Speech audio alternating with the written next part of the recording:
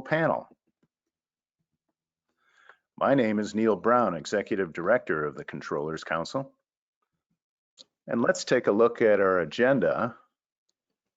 We'll cover some housekeeping. I'll introduce our panelists, a word about our sponsor, then we'll get right to our study results and then get our panelists' perspective and insights on these results.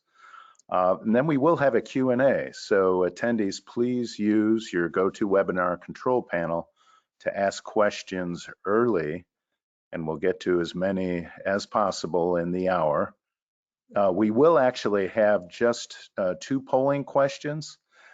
This just to allow you to benchmark on a couple of really interesting questions it'll be interesting to compare against your peers. So the webcast is not CPE, but it's just merely some benchmarking today.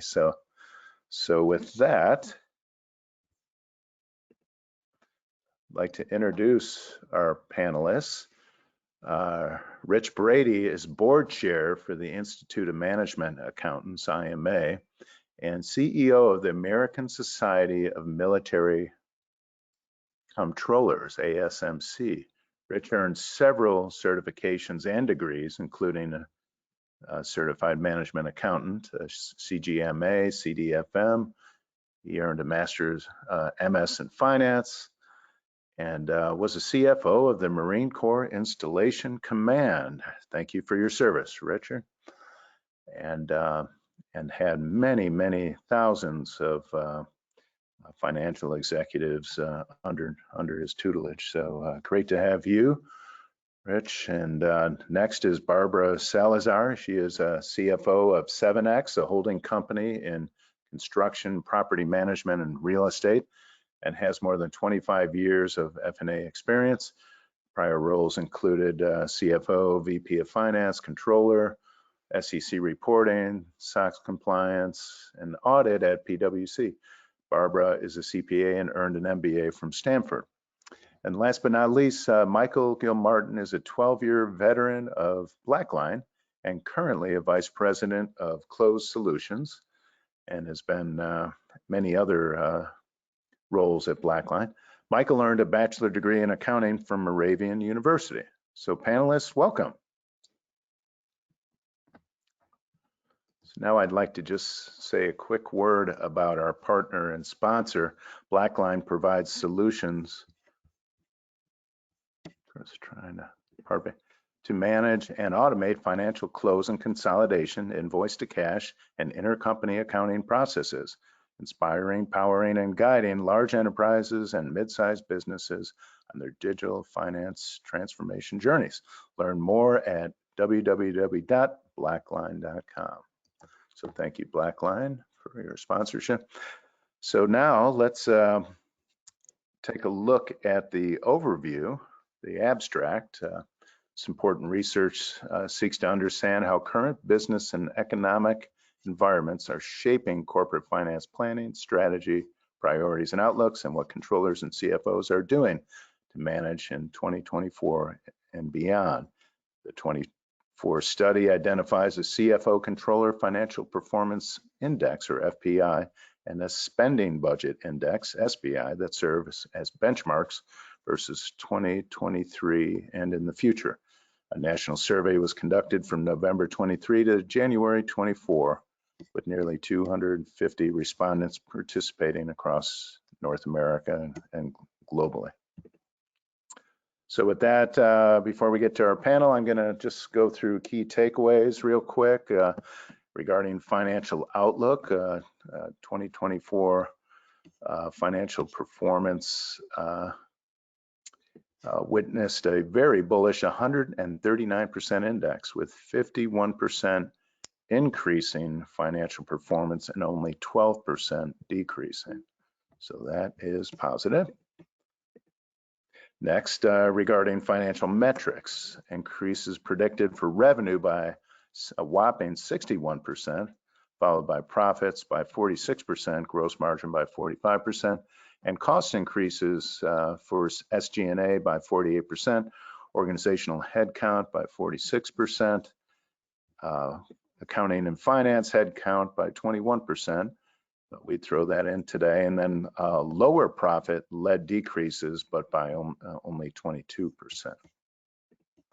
And we are going to drill into these numbers shortly. Spending outlook, reduced budgets are anticipated by 36%, with an increased, only 20% increasing for a spending budget index of 84%. So we'll dig into that as well. And work environments, a majority, 60% of organizations planning a hybrid combination of on-site and remote work environments, followed by a significant 29% fully on-site and only 11% fully remote. And lastly, we had the greatest concerns question: what keeps you up at night? And these concerns included interest rates, cost of capital, recession, supply chain, geopolitical risk, inflation, and talent.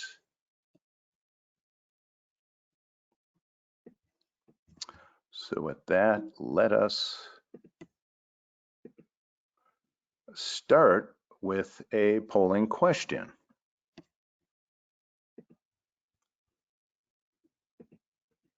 So our first polling question, help us get some insight. What is your prediction of your organization's overall financial performance in 2024 versus 2023? Select one of the following. So please go ahead and do that. This will be an interesting benchmark. Then we're going to turn around to our actual survey and then talk about how these results stack up. So we won't really cover it too much now.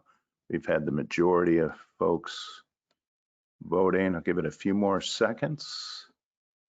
And I'm going to just share the results quickly. Whoops. And we've got 66% increase. I'll make a little note here, 5% decrease. And 29% saying the same. Okay, so let's hide those results and go to our first question. So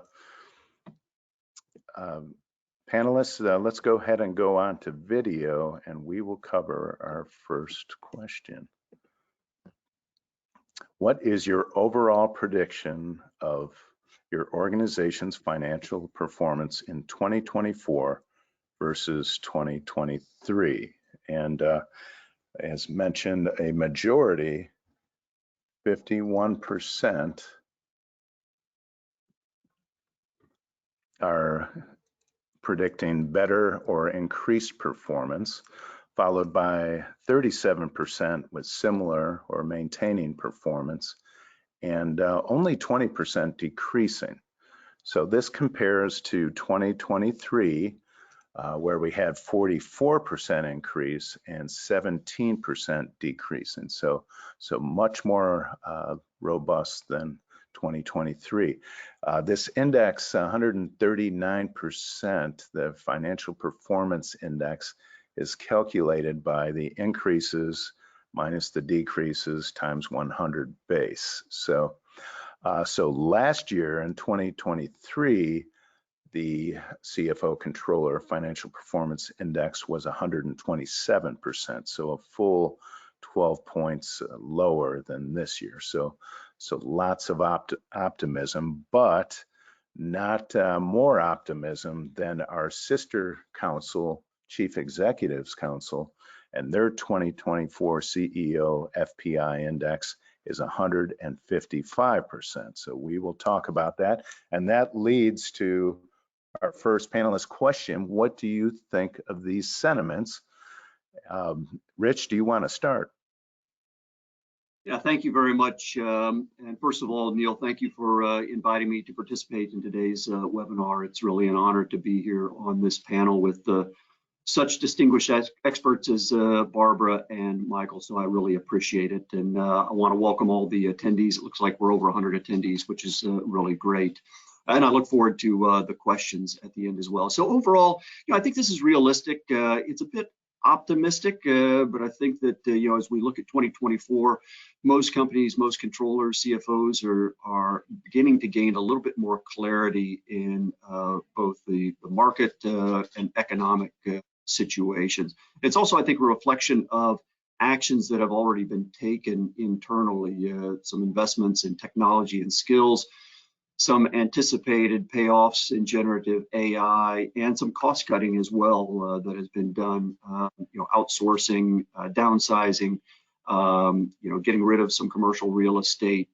So yeah, I think I would say it's a bit optimistic. There's some hedging there because there's still some, while there are a number of tailwinds for companies right now, there are still a few headwinds out there, and I hope we can get into some of that discussion as well. You bet. Barbara, how about yourself? Yeah, I think it's clearly optimistic, and I would totally agree with that. I mean, we were not so much optimistic in 2023, and actually, yeah, came out very positive. I mean, in real estate construction, there are a lot of business opportunities, so revenue is growing with impressive growth for my company this year, almost like twice. So we are optimistic about next year. And I think, I mean, when I speak to similar CFOs, controllers, a situation is very similar. We do have a lot of growth. We try to apply as much technology as possible. We are a little bit conservative on gross margin with all that inflation. It is hard to keep gross margin up, especially when your business is growing. But I kind of tend to agree with majority. I am very optimistic about revenue and growth in majority of companies. And Michael, you work with a lot of different CFOs and controllers. What's your perspective on this? I do. Thank you, Neil. And yeah, I guess now officially I've been in technology twice as long as I was in accounting and finance, which is hard to imagine. But I do, work with a number of controllers and CFOs. And I want to be excited about the positive outlook. And I think as Barbara and Richard both mentioned, I think some companies have good reason to be optimistic for all the reasons that they mentioned, depending on their industry and some of the, adjustments that they've made over the last couple of years in terms of rationalizing their, headcount resources and implementing technology and getting smarter around that. Do I think there could be a little optimism bias in here as well? I think potentially. I do think, as we go through some of the other questions, we'll start to see if these things add up, or there's sort of gaps in the logic. But I do, obviously, coming from a technology perspective, one of the important things in order to achieve these results, in order to drive more revenue with less cost, technology has to come into play somewhere, and we have to achieve efficiencies with that. And I assume a lot of folks are feeling confident about their ability to do that. And yeah, excellent. Thank you. Anyone surprised that the CEO FPI is 155, that it's higher than CFOs and controllers? CEOs are consistently more optimistic about business. If your CEO is not optimistic, it's actually kind of concern. So I'm not surprised. I'm actually surprised about small difference, because usually CFOs are way more conservative as CEO. I had to remind my CEO, I mean, at each single company that profitability will be challenged. So it's always hard to keep up, but we need to employ technology, automation, and R right now. So I'm actually surprised the difference was not that big. Yeah, I would agree with that entirely as well. CEOs have to be optimistic, and finance and accounting professionals tend to be a little bit more risk averse, just by nature of their job and their background, and all the risks that they have to take into account. So not surprising. But I'll also say, Michael, you said that you're more of a technologist now. We're all technologists now, so don't you're still a finance and accounting professional too. You can't leave your past behind. Yes, the lines are definitely becoming less clear between the technologist and the accountant, for sure.